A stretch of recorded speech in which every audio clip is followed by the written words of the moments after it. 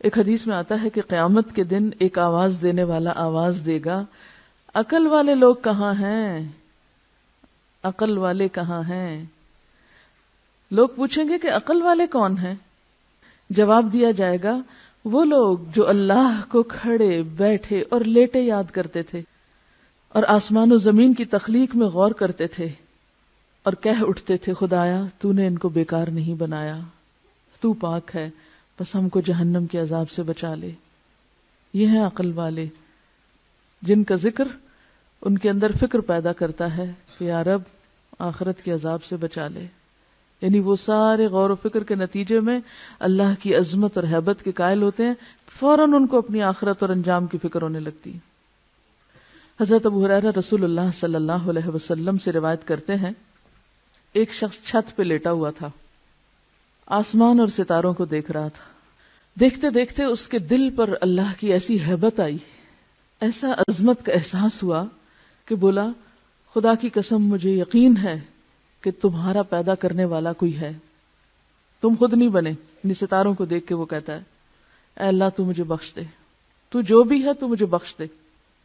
اسے کوئی پتہ نہیں کہ پیغمبر کون ہے، کتاب کیا ہے، کچھ نہیں، وہ صرف نشانیوں کو دیکھ کر اپنے رب کو پہچان رہا ہے، کیونکہ جو واقعی اللہ کی عظمت اور ہیبت اور قدرت اور کمال کو جان لیتا ہے نا، تو اس کے دل میں پہلا خیال یہ ہے کہ اللہ پھر تو مجھے بخش دے، مجھے معاف کر دینا، میں بہت چھوٹی چیز ہوں، بہت گناہ گار ہوں۔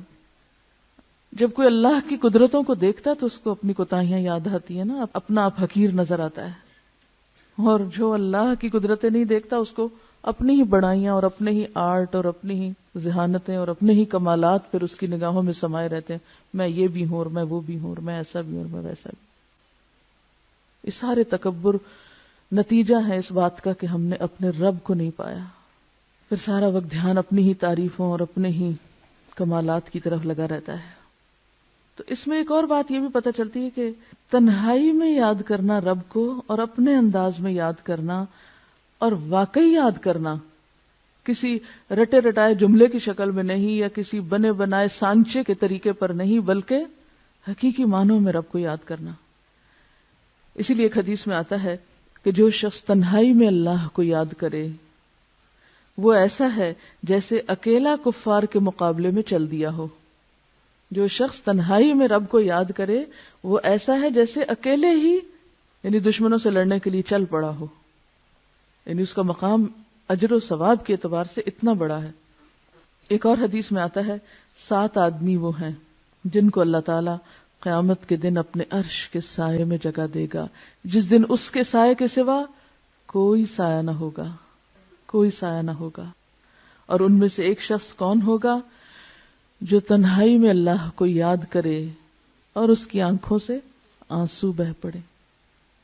کوئی نہیں ہے اس کے پاس، اکیلا ہے، وہ اپنے رب کو اس طرح پہچانتا ہے، اپنے رب سے اتنا قریب محسوس کرتا ہے کہ اپنی کوتاہیوں پہ نظر پڑتے ہی رو پڑتا ہے، یا اللہ میں گناہ گار ہوں، پاک تو صرف تو ہے، ہر عیب اور ہر خطا اور ہر کمزوری سے پاک صرف تیری ذات ہے، مجھ میں تو بہت غلطیاں ہیں، تو مجھے معاف کر دے۔ اسی لیے ایک اور حدیث میں آتا ہے، حضرت عائشہ رضی اللہ تعالی عنہا فرماتی ہیں نبی صلی اللہ علیہ وسلم نے فرمایا اللہ کی وہ مخفی یاد جس کو فرشتے بھی نہ سن سکیں، یعنی اتنی گہرائی میں اللہ کی یاد اور اللہ کی طلب کہ جس کو فرشتے بھی نہ سن سکیں، اس کا ثواب 70 درجہ زیادہ ہے۔ ٹھیک ہے زبان سے بھی ذکر کرنا چاہیے، بلند آواز سے بھی کرنا چاہیے، لیکن تنہائی میں جب کوئی نہ ہو، صرف آپ ہوں اور آپ کا رب ہو، اور واقعی پھر دل کے پورے تاثر کے ساتھ یاد کر کے روئیں، وہ چیز ہر ریاکاری سے پاک ہوتی ہے، ہر دکھاوے سے، کیونکہ اس میں آپ دیکھیں آپ اتنے قریب ہیں نا، آپ دل ہی دل میں سرگوشیاں کر رہے ہیں اپنے رب سے۔ عموماً آپ نے دیکھا ہوگا بچہ دوڑا آتا ہے، آ کے ماں کے کان میں بات کرتا ہے، بہن بھائیوں کو بھی نہیں بتانا چاہتا، باپ کو بھی نہیں بتانا چاہتا۔ کبھی آپ نے دیکھا ہوگا چھوٹے بچوں کو صرف ماں کے کان میں۔ اب بھی کبھی میری بیٹے سے چھوٹے سے بات ہو نا تو وہ فون پر بھی سرگوشی شروع کر دیتا ہے، مجھے اتنا پیار آتا ہے نا کہ کچھ چیزیں ہوتی ہیں وہ صرف ماں سے شیئر کی جاتی ہیں، تو اللہ تو 70 ماؤں سے بڑھ کے پیار کرنے والا ہے۔ ہم کیوں نہیں اس سے سرگوشیاں کرتے؟ کیونکہ سرگوشی انسان کس سے کرتا ہے؟ جس سے سب سے زیادہ محبت ہوتی. تو دل چاہتا ہے انسان اس کی کان میں آہستہ آہستہ باتیں کرے جو کسی کو پتہ نہ چلے. تو جنہیں اللہ سے شدید محبت ہوتی ہے وہ اللہ سے بھی اسی طرح چپکے چپکے دل میں بھی پکارتے ہیں اس کو اور سرگوشیاں کرتے رہتے ہیں. اور پھر جب ڈوبتے ہیں اندر تو واقعی ان کے منہ سے ایسے کلمات والہانہ انداز میں نکل جاتے ہیں کہ جس میں اللہ کی بے پناہ حمد ہو. عبادہ بن صامت نے آپ سے روایت کیا ہے رسول اللہ صلی اللہ علیہ وسلم سے کہ بہترین ذکر خاموش ذکر ہے، یعنی جس میں اللہ کی یاد ہے اور غور و فکر بھی اللہ کی تخلیق پر ہو رہا ہے. اور بہترین رزق وہ ہے جو کافی ہو، کفایت کرے، کفایت کرے، کفایت کرے. ایک حدیث کے مطابق آپ نے فرمایا اللہ کو ذکر خامل سے یاد کیا کرو. پوچھا کہ ذکر خامل کیا ہے؟ فرمایا مخفی یاد، ایسی یاد جو سب سے چھپی ہوئی ہے. اور اسی کے بارے میں فرمایا جو ایسا کرے گا اس کے گناہ معاف ہو جائیں گے خواہ وہ سمندر کی جھاگ برابر ہی کیوں نہ ہو. تو یہ جو صحابی کے منہ سے الفاظ نکلے تھے یہ کوئی معمولی الفاظ نہیں تھے، انتہائی محبت بھرے اور اللہ کی شدید محبت میں ڈوبے ہوئے الفاظ ہیں. ربنا ولک الحمد حمدا کثیرا طیبا مبارکا فیہ، جیسے بس نہیں چلتا کہ اور کیا کیا کہہ ڈالے. اسی لیے اللہ تعالیٰ نے 30 فرشتے مقرر کیے کہ تم اٹھاؤ اس کے ثواب کو، تم لکھو اس کو. حضرت عبداللہ بن ابی اوفا رضی اللہ عنہ روایت کرتے ہیں کہ جب رسول اللہ صلی اللہ علیہ وسلم رکوع سے اٹھتے تو قوم میں یہ دعا پڑھتے تھے سمع اللہ لمن حمدا اللہم ربنا لک الحمد ملء السماوات وملء الارض وملء ما شئت من شیء بعد. اللہ نے سن لی اس بندے کی بات جس نے اس کی تعریف کی. اے ہمارے اللہ، اے ہمارے رب، تیری ہی لیے ساری تعریف ہے، آسمان و زمین اور ہر اس چیز کے بھراؤ کے برابر جو تو چاہے. یعنی میں تیری تعریف کر رہا ہوں اتنی جس سے آسمان بھر جائیں، جس سے زمین بھر جائے، اور پھر اس کے بعد جو بھی چیز تو چاہے بھر جائے، کیونکہ میں تو پتہ نہیں اس کے بعد اور کیا. ہم تو آسمان و زمین ہی کو جانتے ہیں نا، بس یہی نام آتے ہیں، ہمیں کیا پتہ ان آسمانوں کے پیچھے کیا ہے. اور آپ نے بہت سی چیزیں ایسی پڑھی ہوگی کہ آج کے دور میں بھی جو لوگ کائنات کا مشاہدہ کرتے چلے جا رہے ہیں ان میں سے بعض نے تو بالکل گھٹنے ٹیک دیے کہ ہم جتنا آگے جا رہے ہیں ہماری جہالت میں اتنا اضافہ ہو رہا ہے. تو اسی لیے آپ صلی اللہ علیہ وسلم کس طرح اللہ کی تعریف کرتے تھے، وَمِلْءَ مَا شِئْتَ مِنْ شَيْءٍ بَعْدُ، کہ اللہ اس کے بعد اپنی تعریف سے تو جس چیز کو چاہے بھر دے، وہ تیرے علم میں ہے کہ وہ کیا کچھ ہے.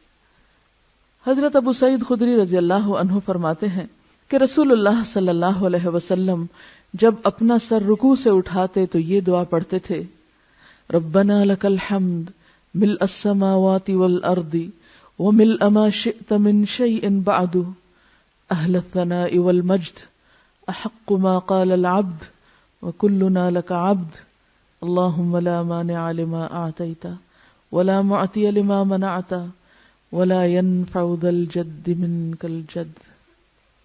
اے ہمارے پروردگار، ہر قسم کی تعریف صرف تیرے لیے ہے، آسمانوں اور زمین اور ہر اس چیز کے بھراؤ کے برابر، یعنی ہر وہ چیز بھر جائے جو تو چاہے.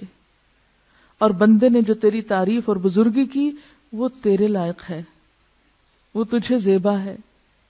ہم سب تیرے ہی بندے ہیں. اے اللہ، کوئی روکنے والا نہیں اس چیز کو جو تو نے دی، اور کوئی دینے والا نہیں اس چیز کو جو تو نے روک دی. اور دولت مند کو دولت مندی تیرے عذاب سے نہیں بچا سکتی. کسی کی دولت اور دنیا کی نعمتیں اسے اللہ کے عذاب سے نہیں بچا سکتی. اللہ کو کسی کی دولت کی کوئی پرواہ نہیں. کس قدر خوبصورت الفاظ ہیں تعریف کے یہ، لیکن ہم اپنی لا علمی کی وجہ سے ان سے محروم ہیں.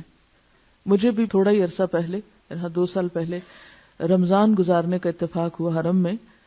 تو جو رات کے پچھلے پہر کی نماز ہوتی تھی اس میں دیکھتی تھی کہ رکوع پہ جاتے ہیں تو اٹھنے کا نام نہیں لیتے، سجدے میں جاتے ہیں تو دم گھٹنے لگتا، جان نکلنے لگتی، وہ سجدے سے سر نہ اٹھاتے، قومے میں کھڑے ہوتے تو دوبارہ لگتا بھول گئے ہیں نیچے جانا. تو میں کہتی تھی اتنا کیا پڑھتے ہیں. اس کے بعد مجھے تجسس ہوا اور یہ دعائیں پھر میں نے یاد کی. زندگی ایسے ہی گزر گئی، توجہ ہی نہیں کی اس طرف. ٹھیک ہے فرض نمازوں میں یہ سب کچھ، اور خصوصاً جب لوگوں کو نماز پڑھائی جا رہی ہو اس وقت یہ سب کچھ نہیں ہو سکتا، اور نہ کرنا بھی چاہیے، کیونکہ یہ تو تنہائی میں نفل نماز میں اللہ کے ساتھ الگ ہو کر یا آخری رات کی نماز میں یہ راز و نیاز ہو سکتے ہیں.